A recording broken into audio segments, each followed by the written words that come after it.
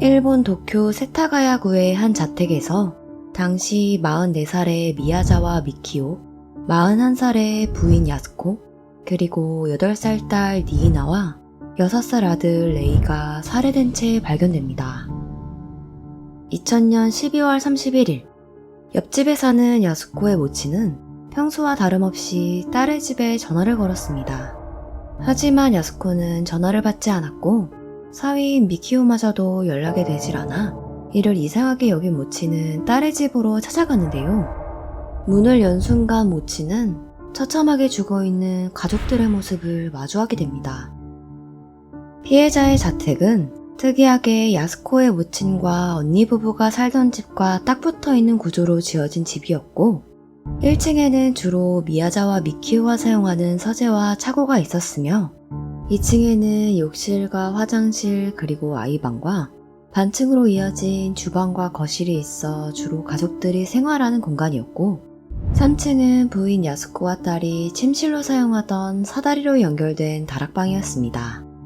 그리고 이 동네는 재개발이 확장되어 많은 주민들이 이사를 간 상태로 주변이 조용했는데 발달장애를 갖고 있던 아들의 육아 문제로 피해자의 일가는 다른 이웃들에 비해 4개월 정도 뒤에 이사를 갈 예정이었습니다. 현장 조사에 따르면 범인은 12월 30일 밤 11시경 집 뒤의 공원에 펜스를 발도둠 삼아 피해자 집 2층의 욕실 창문으로 침입한 것으로 추정했습니다. 그렇게 침입한 범인은 제일 먼저 2층 방에서 자고 있던 아들 레이를 목졸라 죽였는데요. 그때 2층에서 나는 이상한 소리를 듣고 1층 서재에서 올라가려던 부친 미키오는 아들을 죽이고 내려오던 범인과 마주치게 되었고 격렬하게 저항하며 범인과 싸웠으나 칼을 가지고 있던 범인에게 몸을 여러 차례 찔려 1층 계단에서 사망하게 됩니다. 충격적인 건 범행 도구인 칼이 부러진 상태로 발견됐는데 부러진 칼날의 앞부분은 미키오의 머리 부근에서 발견되었으며 범인도 범행 도중 칼에 의해 오른손에 상당한 상처를 입고 피를 흘리게 됩니다. 그렇게 미키오를 살해한 뒤 범인은 3층 다락방으로 올라가 자고 있던 부인과 딸을 무자비하게 공격했는데요. 그런데 당시 끝이 부러진 사시미 칼로는 제대로 가해하기 어렵다 느낀 범인은 2층의 주방으로 내려와 식칼을 찾았고 경상을 입은 두 모녀는 도망치기 위해 사다리를 내려오다 다시 마주친 범인에게 마구잡이로 난도질 당해 2층에서 사망하게 됩니다. 그렇게 범인은 평화롭게 살던 일가족을 죽이고 피해자의 집에서 10시간 동안 엽기적인 행동들을 하는데요. 범인은 집안을 돌아다니며 냉장고를 열고 아이스크림 4개와 메론, 음료수 등을 꺼내 먹었으며 상처 입은 오른손을 집안의 생리대로 지혈하는 적과 화장실에서 대변을 보고 물을 내리지도 않는 대담한 모습을 보였습니다. 또한 1층 서재에서 새벽 1시와 오전 10시에 2차례 컴퓨터를 사용한 정황과 2층의 소파에서 잠까지 잔 흔적이 있었으며 피 묻은 옷들과 범행 도구들을 현장에 그대로 두고 집을 떠났습니다. 그 후 범인은 열차를 탔다고 알려져 있는데요.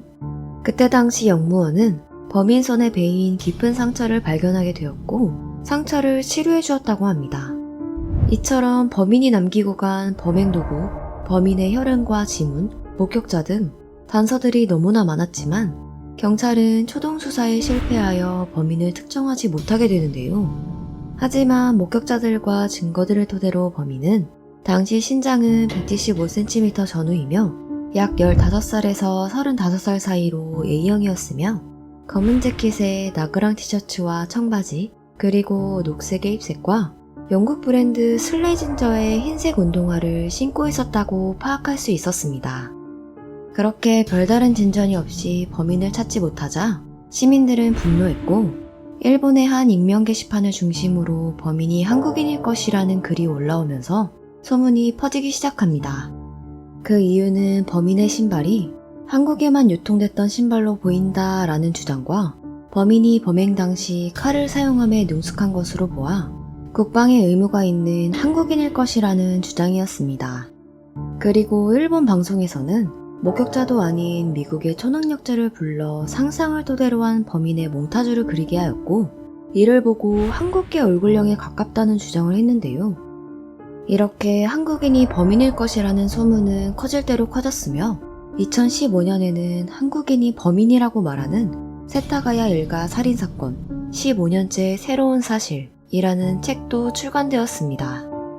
책의 내용은 범인은 한국의 수원에서 살고 있는 이인은이라는 인물이며 그는 사건을 잘 알고 있던 한국의 군인으로 제일교포 카네다라는 인물이 청부살인을 사주해 범행을 한 실행범이라고 말했는데요. 당시 피해자의 가족은 1억 수천만 엔이 넘는 현금을 보유하고 있었다고 하는데 아마 이 돈을 노리고 한국인인 이인은을 이용해 범행을 사주한 것이라는 내용으로 이루어져 있었습니다. 하지만 이 책의 진위 여부는 확인되지 않았으며 일본인들이 범인은 한국인일 것이라고 말한 주장도 오류가 있었고 이를 뒷받침할 근거도 많이 부족했는데요. 범인의 신발은 일본 외곽 쪽에도 일부 유통된 적이 있었고 범행 도구인 칼은 군대용품으로 확인됐지만 한국 군인이라고 특정 지을 수 없는 점, 그리고 사건과 무관한 사람에게 상상에 맡긴 몽타주를 그리게 했다는 점 등 신빙성이 너무 떨어진다는 점이었습니다. 끝내 경찰은 단 한 명의 용의자도 찾지 못했고 세타가야 일가족 살인사건은 아직도 해결하지 못한 채 미제 사건으로 남아있습니다. 일본은 이 사건을 계기로 강력사건에 대한 공소시효를 없앴으며 현재까지도 유족들은 사건의 범인을 찾기 위해 고군분투 중이라고 하는데요.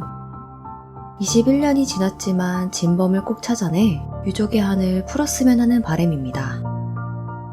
오늘의 이야기 세타가야 일가족 살인사건이었습니다. 구독과 좋아요는 언제나 큰 힘이 됩니다. 지금까지 시청해주셔서 감사합니다.